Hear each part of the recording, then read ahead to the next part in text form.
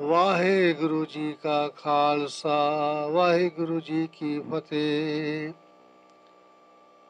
एक मालवे देश ਦਾ ਸਿੱਧੂ ਜੱਟ ਭਾਈ ਆਦਮ ਜੀ ਪਿੰਡ ਬਿੰਜੂ ਜ਼ਿਲ੍ਹਾ ਫਿਰੋਜ਼ਪੁਰ ਦੇ ਰਹਿਣ ਵਾਲਾ ਸੀ।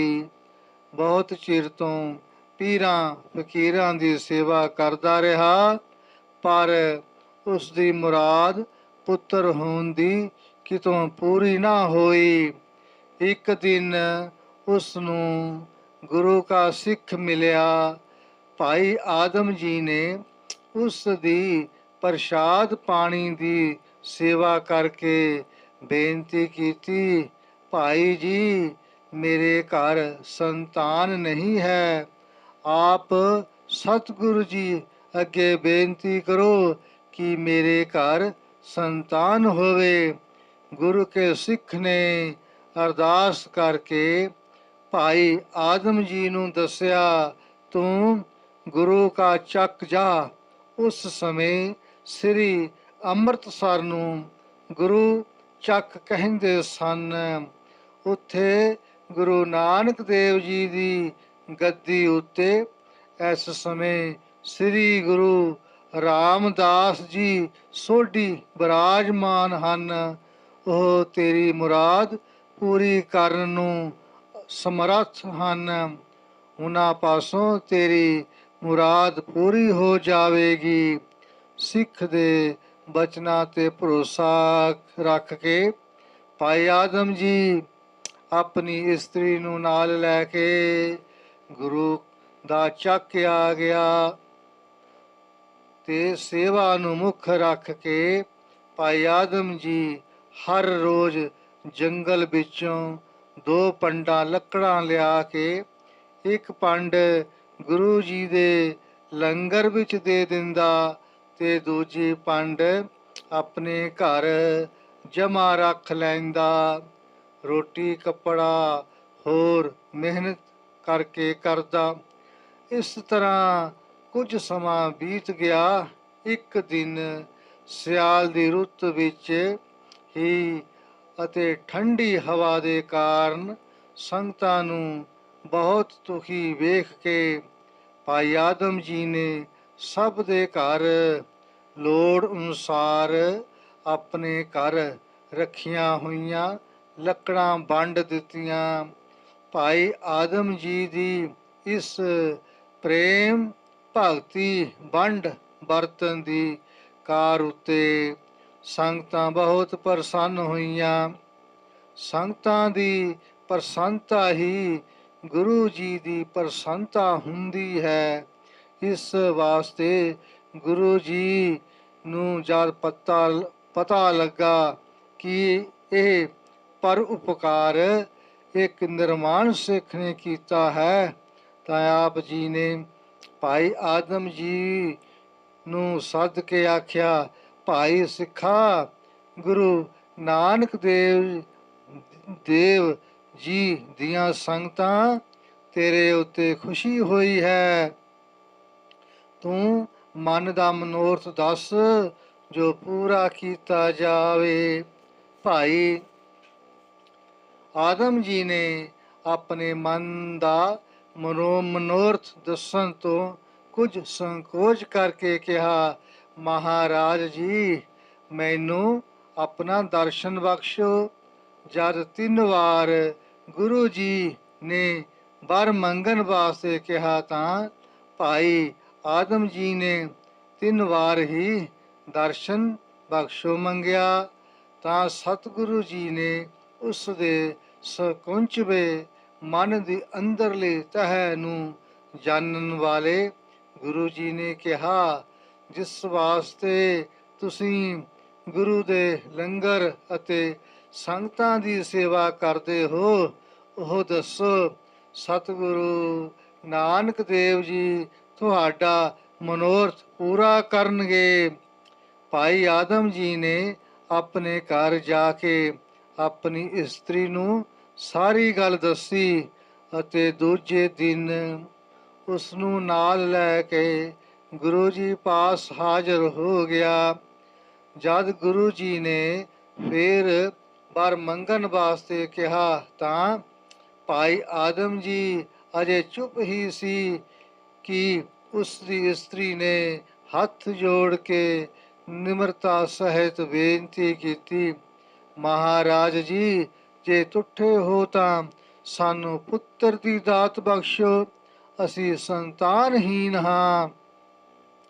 ਭਾਈ ਆਦਮ ਜੀ ਦੀ ਇਸਤਰੀ ਦੀ ਮੰਗ ਸੁਣ ਕੇ ਗੁਰੂ ਜੀ ਨੇ ਅੰਤਰ ਧਿਆਨ ਹੋ ਕੇ ਫਰਮਾਇਆ ਕਿ ਤੁਹਾਡੇ ਭਾਗਾਂ ਵਿੱਚ ਪਰਮੇਸ਼ਰ ਨੇ ਪੁੱਤਰ ਦੀ ਦਾਤ ਨਹੀਂ ਲਿਖੀ।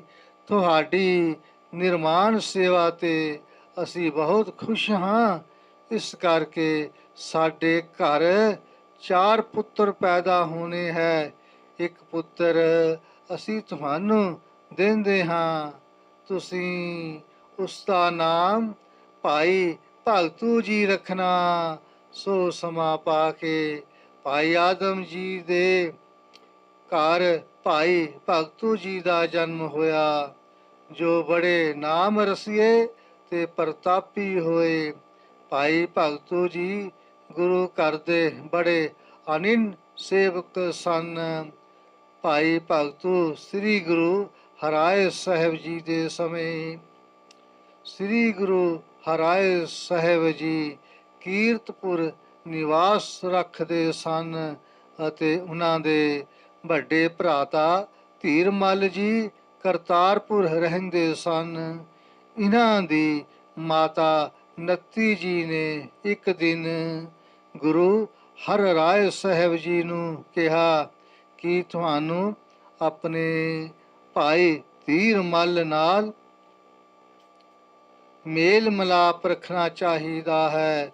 ਉਹਨਾਂ ਪਾਸ ਕਰਤਾਰਪੁਰ ਚੱਲੋ, ਮੈਂ ਤੁਹਾਡੇ ਨਾਲ ਚੱਲਦੀ ਹਾਂ। ਸ੍ਰੀ ਗੁਰੂ ਹਰਿਰਾਏ ਸਾਹਿਬ ਜੀ ਮਾਤਾ ਜੀ ਦੀ ਗੱਲ ਮੰਨ ਕੇ ਕਰਤਾਰਪੁਰ ਜਾਣ ਵਾਸਤੇ ਤਿਆਰ ਹੋ ਗਏ।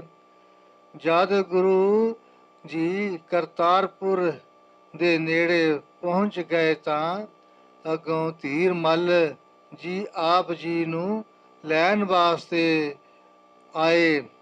ਪਰਸਪਰ ਮਿਲਾਪ ਕਰਕੇ ਸੁਖ ਸਾਂਦ ਪੁੱਛੀ ਤੇ ਨਗਰ ਵਿੱਚ ਲਿਆ ਕੇ ਡੇਰਾ ਕਰਵਾ ਦਿੱਤਾ।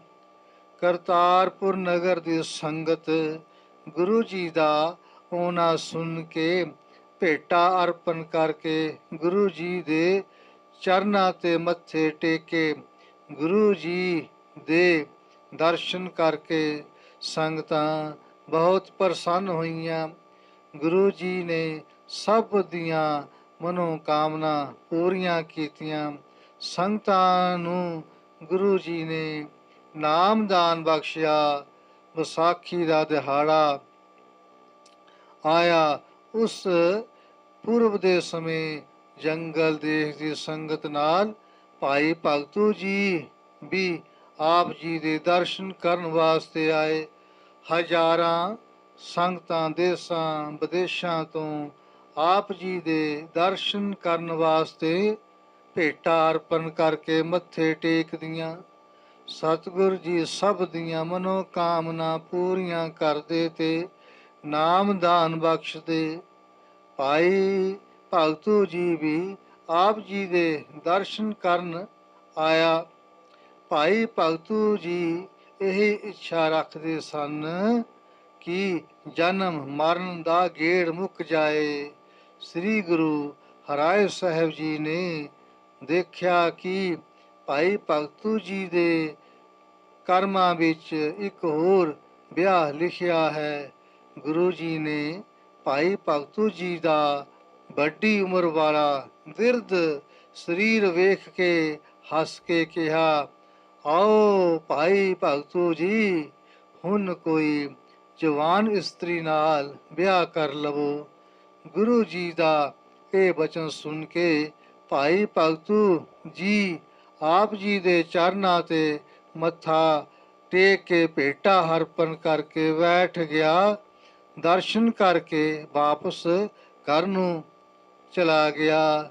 ਜਦ ਫਿਰ ਭਗਤੂ ਜੀ ਦਰਸ਼ਨ ਗੁਰੂ ਦੇ ਕਰਨ ਨੂੰ ਤੁਰਿਆ ਤਾਂ ਰਸਤੇ ਵਿੱਚ ਇੱਕ 12 ਸਾਲ ਦੀ ਲੜਕੀ ਛੱਪਰੇ ਤੇ ਬੈਠ ਕੇ ਬਾਜਰੇ ਦੀ ਖੇਤ ਦੀ ਰਾਖੀ ਕਰ ਰਹੀ ਸੀ। ਭਾਈ ਭਗਤੂ ਜੀ ਨੇ ਦਿਵ ਦ੍ਰਿਸ਼ਟੀ ਨਾਲ ਵੇਖਿਆ ਕਿ ਇਸ ਨਾਲ ਮੇਰਾ ਸੰਯੋਗ ਹੈ। ਭਾਈ ਭਗਤੂ ਜੀ ਉਸ ਪਾਸ ਜਾ ਕੇ 4 ਲਾਵਾਂ ਪੜ੍ਹ ਕੇ ਖੇਤ ਦੇ ਜਾਨਵਰਾਂ ਅਤੇ ਬਾਜਰੇ ਦੇ ਅਨਾਜ ਨੂੰ ਸੁਣਾ ਕੇ ਕਿਹਾ, ਤੁਸੀਂ ਇਸ ਗੱਲ ਦੇ ਗਵਾਹ ਰਹਿਣਾ, ਮੈਂ ਮਨ ਕਰਕੇ ਇਸ ਨਾਲ ਵਿਵਾਹ ਕਰ ਲਿਆ ਹੈ। ਇਹ ਗੱਲ ਕਰਕੇ ਭਾਈ ਭਗਤੂ ਜੀ ਚੁੱਪਚਾਪ ਉੱਥੋਂ ਚੱਲ ਕੇ ਗੁਰੂ ਜੀ ਪਾਸ ਕਰਤਾਰਪੁਰ ਪਹੁੰਚ ਗਏ।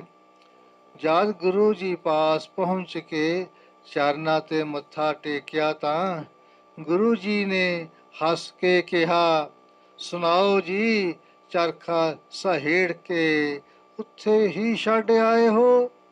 ਲੜਕੀ ਨੇ ਘਰ ਜਾ ਕੇ ਆਪਣੇ ਮਾਤਾ ਪਿਤਾ ਨੂੰ ਸਾਰੀ ਗੱਲ ਦੱਸੀ। ਲੜਕੀ ਦੇ ਮਾਤਾ ਪਿਤਾ ਨੇ ਪੁੱਛ ਪੜਤਾਲ ਕੀਤੀ ਤਾਂ ਪਤਾ ਲੱਗਾ ਉਹ ਭਾਈ ਭਗਤੂ ਸੀ। ਲੜਕੀ ਨੂੰ ਨਾਲ ਲੈ ਕੇ ਕਰਤਾਰਪੁਰ ਗੁਰੂ ਜੀ ਪਾਸ ਪਹੁੰਚ ਗਏ। ਭਾਈ ਭਗਤੂ ਜੀ ਸਖਤ ਬਿਮਾਰ ਹੋ ਕੇ ਬੈਕੁੰਠ ਧਾਮ ਨੂੰ ਪਧਾਰ ਗਏ। ਸਤਿਗੁਰੂ ਜੀ ਨੇ ਲੜਕੀ ਨੂੰ ਬ੍ਰਹਮ ਗਿਆਨ ਦੀ ਬਖਸ਼ਿਸ਼ ਕਰ ਦਿੱਤੀ, ਜਿਸ ਨਾਲ ਉਹ ਆਪਣੀ ਸਾਰੀ ਉਮਰ ਜਤ ਸਤ ਨਾਲ ਪਰਮੇਸ਼ਰ ਦਾ ਸਿਮਰਨ ਕਰਕੇ ਬਤੀਤ ਕਰੇਗੀ ਅਤੇ ਦੇਵੀ ਕਰਕੇ ਪੂਜੀ ਜਾਵੇਗੀ। ਭਾਈ ਭਗਤੂ ਜੀ ਦੇ ਵੱਡੇ ਪੁੱਤਰ ਗੋਰੇ ਨੇ ਇਸ ਆਪਣੀ ਧਰਮ ਮਾਤਾ ਦੀ ਬਹੁਤ ਸਤਿਕਾਰ ਨਾਲ ਸੇਵਾ ਕੀਤੀ। ਆਪਣੀ ਉਮਰ ਬਤੀਤ ਕਰਕੇ ਬੈਕੁੰਠ ਧਾਮ ਜਾ ਕੇ ਆਪਣੇ ਪਤੀ ਭਗਤੂ ਜੀ ਪਾਸ ਪਹੁੰਚ ਗਈ। ਸਮਾਂ ਪਾ ਕੇ ਗੁਰੂ ਹਰਾਏ ਸਾਹਿਬ ਜੀ ਕਰਤਾਰਪੁਰ ਨਿਵਾਸ ਸਮੇਂ ਇੱਕ ਬ੍ਰਾਹਮਣ ਦਾ ਲੜਕਾ ਮਰ ਗਿਆ। ਲੜਕੇ ਦੇ ਮਾਤਾ ਪਿਤਾ ਬਹੁਤ ਰੋਏ ਪਿੱਟੇ ਅਤੇ ਕਲਪੇ। ਉਹਨਾਂ ਦਾ ਇੱਕੋ ਇੱਕ ਲੜਕਾ ਸੀ। ਉਸ ਦੀ ਉਮਰ 14 ਸਾਲ ਦੀ ਸੀ। ਉਹਨਾਂ ਨੂੰ ਬਹੁਤ ਕਲਪਦਿਆਂ ਨੂੰ ਵੇਖ ਕੇ ਲੋਕਾਂ ਨੇ ਧੀਰਜ ਦਿੱਤੀ ਅਤੇ ਕਿਹਾ ਕਿ ਪਰਮੇਸ਼ਰ ਦਾ ਹੁਕਮ ਹੀ ਇਸ ਦੀ ਆਜੂ ਹੀ ਪ੍ਰਭੂ ਨੇ ਇੰਨੀ ਲਿਖੀ ਸੀ। ਉਸ ਦਾ ਭਾਣਾ ਮੰਨ ਕੇ ਇਸ ਨੂੰ ਸੰਸਕਾਰ ਵਾਸਤੇ ਲੈ ਚਲੋ। ਪਰ ਬ੍ਰਾਹਮਣੀ ਨੇ ਕਿਹਾ, ਅਸਾਂ ਇਸ ਨੂੰ ਗੁਰੂ ਜੀ ਦੇ ਦਰ ਤੇ ਰੱਖ ਦੇਣਾ ਹੈ, ਸੰਸਕਾਰ ਨਹੀਂ ਕਰਨਾ। ਗੁਰੂ ਜੀ ਜਾਂ ਇਸ ਨੂੰ ਜਿੰਦਾ ਕਰਨਗੇ ਜਾਂ ਅਸੀਂ ਵੀ ਉੱਥੇ ਪ੍ਰਾਣ ਦੇ ਦਿਆਂਗੇ। ਇਸ ਤਰ੍ਹਾਂ ਆਖ ਕੇ ਉਹ ਆਪਣੇ ਮੁਰਦਾ ਲੜਕੇ ਨੂੰ ਚੁੱਕ ਕੇ ਗੁਰੂ ਜੀ ਦੇ ਦਰਬਾਰ ਲੈ ਆਏ। ਲੜਕੇ ਦੀ ਲੋਥ ਰੱਖ ਕੇ ਆਪ ਉੱਚੀ ਉੱਚੀ ਧਾਹਾਂ ਮਾਰ ਕੇ ਰੋਣ ਲੱਗੇ। ਸਿੱਖਾਂ ਨੇ ਸਾਰੀ ਗੱਲ ਸੁਣ ਕੇ ਗੁਰੂ ਜੀ ਨੂੰ ਜਾ ਕੇ ਦੱਸੀ। ਗੁਰੂ ਜੀ ਨੇ ਬ੍ਰਾਹਮਣ ਨੂੰ ਸੱਦ ਕੇ ਕਿਹਾ ਕਿ ਪਰਮੇਸ਼ਰ ਦਾ ਭਾਣਾ ਮੰਨ ਕੇ ਧੀਰਜ ਕਰਨੀ ਚਾਹੀਦੀ ਹੈ। ਇਸ ਦੀ ਉਮਰ ਇਤਨੀ ਹੀ ਲਿਖੀ ਸੀ। ਇਹ ਸਭ ਲੈਣੇ ਦੇਣੇ ਦੇ ਸੰਬੰਧ ਹਨ। ਰੋਣ ਪਿੱਟਣ ਨਾਲ ਕੁਝ ਨਹੀਂ ਬਣਦਾ। ਤੁਸੀਂ ਧੀਰਜ ਕਰੋ ਤਾਂ ਇਸ ਦਾ ਸੰਸਕਾਰ ਕਰ ਦਿਓ। ਪਰ ਬ੍ਰਾਹਮਣ ਤੇ ਬ੍ਰਾਹਮਣੀ ਲੜਕੇ ਦੀ ਲੋਥ ਪਾਸ ਹੀ ਬੈਠੇ ਰਹੇ। ਇਸ ਤਰ੍ਹਾਂ 2.5 ਪਹਿਰ ਬੀਤ ਗਏ। ਗੁਰੂ ਜੀ ਦੇ ਪਿਛਲੇ ਪਹਿਰ ਦੀਵਾਨ ਦਾ ਸਮਾਂ ਹੋ ਗਿਆ। ਗੁਰੂ ਜੀ ਦੀਵਾਨ ਵਿੱਚ ਆ ਗਏ। ਦੀਵਾਨ ਗਹਿਮ ਭਰ ਗਿਆ। ਸਿੱਖ ਸੰਗਤਾਂ ਨੇ ਗੁਰੂ ਜੀ ਅੱਗੇ ਬੇਨਤੀ ਕੀਤੀ, ਮਹਾਰਾਜ ਜੀ ਸਵੇਰ ਦੇ ਬ੍ਰਾਹਮਣੀ ਆਪਣੇ ਪੁੱਤਰ ਦੀ ਲੋਥ ਲੈ ਕੇ ਬੈਠੇ ਹੋਏ ਹਨ। ਕਹਿੰਦੇ ਹਨ, ਜਾਂ ਗੁਰੂ ਜੀ ਸਾਡੇ ਪੁੱਤਰ ਨੂੰ ਜਿੰਦਾ ਕਰ ਦੇਣ ਜਾਂ ਸਾਡੇ ਪ੍ਰਾਣ ਲੈ ਲੈਣ। ਗੁਰੂ ਜੀ ਨੇ ਕਿਹਾ, ਸੰਗਤ ਜੀ ਤੁਹਾਡੀ ਕੀ ਮਰਜ਼ੀ ਹੈ। ਸਾਰੀ ਸੰਗਤ ਨੇ ਬਹੁਤ ਉੱਚੀ ਆਵਾਜ਼ ਨਾਲ ਕਿਹਾ, ਸੱਚੇ ਪਾਤਸ਼ਾਹ ਜੀ, ਆਪ ਜੀ ਦੇ ਘਰ ਵਿੱਚ ਕੀ ਕਮੀ ਹੈ। ਆਪ ਭੰਨਨ ਕਰਨ ਸਮਰੱਥ ਹੋ। ਉਸ ਗਰੀਬ ਦਾ ਇਕਲੌਤਾ ਲੜਕਾ ਜਿਵਾ ਦਿਓ। ਗੁਰੂ ਜੀ ਨੇ ਕਿਹਾ, ਜੇਕਰ ਤੁਹਾਡੇ ਵਿੱਚੋਂ ਕੋਈ ਇੱਕ ਆਪਣੀ ਉਮਰਾ ਲੜਕੇ ਨੂੰ ਦੇਵੇ ਤਾਂ ਲੜਕਾ ਜਿਉ ਪਵੇਗਾ। ਗੁਰੂ ਜੀ ਦਾ ਵਚਨ ਸੁਣ ਕੇ ਸਭ ਨੇ ਨੀਵੀਆਂ ਪਾ ਲਈਆਂ। ਜਦ ਤੀਸਰੀ ਵਾਰ ਗੁਰੂ ਜੀ ਨੇ ਇਸੇ ਤਰ੍ਹਾਂ ਹੀ ਬਚਨ ਕੀਤਾ ਤਾਂ ਭਾਈ ਭਗਤੂ ਜੀ ਦਾ ਛੋਟਾ ਪੁੱਤਰ ਭਾਈ ਜੀਵਨ ਜੀ ਚੁੱਪਚਾਪ ਦੀਵਾਨ ਵਿੱਚੋਂ ਉੱਠ ਕੇ ਆਪਣੇ ਡੇਰੇ ਚਲਾ ਗਿਆ ਅਤੇ ਲੰਮੇ ਪੈ ਕੇ ਚਾਦਰ ਤਾਣ ਕੇ ਪ੍ਰਾਣ ਤਿਆਗ ਦਿੱਤੇ। ਇੱਧਰ ਬ੍ਰਾਹਮਣ ਦਾ ਪੁੱਤਰ ਜੀਉ ਉੱਠਿਆ। ਉਸਦੇ ਮਾਤਾ ਪਿਤਾ ਬਹੁਤ ਪ੍ਰਸੰਨ ਹੋਏ। ਉਪਰੰਤ ਉਹਨਾਂ ਨੇ ਜਥਾ ਸਾਗਤ ਭੇਟਾ ਅਰਪਣ ਕਰਕੇ ਆਪਣੇ ਪੁੱਤਰ ਨੂੰ ਗੁਰੂ ਜੀ ਪਾਸ ਲਿਆ ਕੇ ਮੱਥਾ ਟਿਕਾਇਆ। ਉਧਰੋਂ ਜਦ ਭਾਈ ਜੀਵਨ ਦੇ ਡੇਰੇ ਤੋਂ ਇੱਕ ਸਿੱਖ ਨੇ ਆਣ ਕੇ ਦੱਸਿਆ, ਮਹਾਰਾਜ ਜੀ ਭਾਈ ਜੀਵਨ ਜੀ ਸਰੀਰ ਤਿਆਗ ਗਏ ਹਨ। ਤਾਂ ਗੁਰੂ ਜੀ ਜੀਵਨ ਦੀ ਇਸ ਪਰ ਉਪਕਾਰੀ ਕਰਨੇ ਉੱਤੇ ਬਹੁਤ ਪ੍ਰਸੰਨ ਹੋਏ। ਤਦ ਗੁਰੂ ਜੀ ਨੂੰ ਜੀਵਨ ਦੀ ਸੰਗਤ ਨੇ ਇੱਕ ਸਿੱਖ ਨੇ ਆਣ ਕੇ ਦੱਸਿਆ ਕਿ ਜੀਵਨ ਦੀ ਇਸਤਰੀ ਨੂੰ ਬੱਚਾ ਹੋਣ ਵਾਲਾ ਹੈ। ਤਾਂ ਗੁਰੂ ਜੀ ਨੇ ਫਰਮਾਇਆ ਕਿ ਇਸ ਘਰ ਹੁਣ ਜਿਹੜਾ ਲੜਕਾ ਪੈਦਾ ਹੋਵੇਗਾ ਉਸ ਦਾ ਨਾਮ ਸੰਤ ਦਾਸ ਰੱਖਣਾ। ਸੰਤ ਦਾਸ ਦੀ ਸੰਤਾਨ ਬਹੁਤ ਵਧੇ ਫੁੱਲੇਗੀ। ਭਾਈ ਜੀਵਨ ਦਾ ਨਿਵਾਸ ਗੁਰੂ ਨਾਨਕ ਦੇਵ ਜੀ ਦੇ ਚਰਨਾਂ ਵਿੱਚ ਹੋਵੇਗਾ। ਉਪਰੰਤ ਗੁਰੂ ਜੀ ਨੇ ਸੰਗਤ ਨੂੰ ਆਖ ਕੇ ਸ਼ਬਦ ਕੀਰਤਨ ਨਾਲ ਭਾਈ ਜੀਵਨ ਜੀ ਦਾ ਸੰਸਕਾਰ ਕਰਾਇਆ। ਸੰਮਤ 1709 ਨੂੰ ਭਾਈ ਭਗਤੂ ਜੀ ਬੈਕੁੰਠ ਧਾਮ ਨੂੰ ਪਧਾਰ ਗਏ ਸੀ। ਜਿਸ ਸਥਾਨ ਤੇ ਭਾਈ ਭਗਤੂ ਜੀ ਦਾ ਸੰਸਕਾਰ ਕੀਤਾ ਸੀ ਉਸ ਦੇ ਨਾਲ ਹੀ ਭਾਈ ਭਗਤੂ ਜੀ ਦੇ ਸੁਪੁੱਤਰ ਭਾਈ ਜੀਵਨ ਜੀ ਦਾ ਸੰਸਕਾਰ ਕਰ ਦਿੱਤਾ। ਦੋਹਾਂ ਦੀ ਯਾਦਗਾਰ ਕਰਤਾਰਪੁਰ ਵਿੱਚ ਬਣੀ ਹੈ। ਭਾਈ ਭਗਤੂ ਜੀ ਦੀ ਸੰਤਾਨ ਵਿੱਚ ਕੈਂਥਲ ਦਾ ਰਾਜਾ ਲਾਲ ਸਿੰਘ ਜੀ ਅਤੇ ਊਧਮ ਸਿੰਘ ਜੀ ਹੋਏ ਹਨ। ਇਹਨਾਂ ਨੇ ਮਹਾਕਵੀ ਭਾਈ ਸੰਤੋਖ ਸਿੰਘ ਜੀ ਨੂੰ ਆਪਣੇ ਪਾਸ ਰੱਖ ਕੇ ਨਾਨਕ ਪ੍ਰਕਾਸ਼ ਗ੍ਰੰਥ ਤੇ ਸੂਰਜ ਪ੍ਰਕਾਸ਼ ਗ੍ਰੰਥ ਲਿਖਵਾਏ। ਕਥਾ ਕਰਦਿਆਂ ਭੁੱਲ ਚੁੱਕ ਮਾਫ ਕਰਨੀ। ਵਾਹਿਗੁਰੂ ਜੀ ਕਾ ਖਾਲਸਾ, ਵਾਹਿਗੁਰੂ ਜੀ ਕੀ ਫਤਿਹ।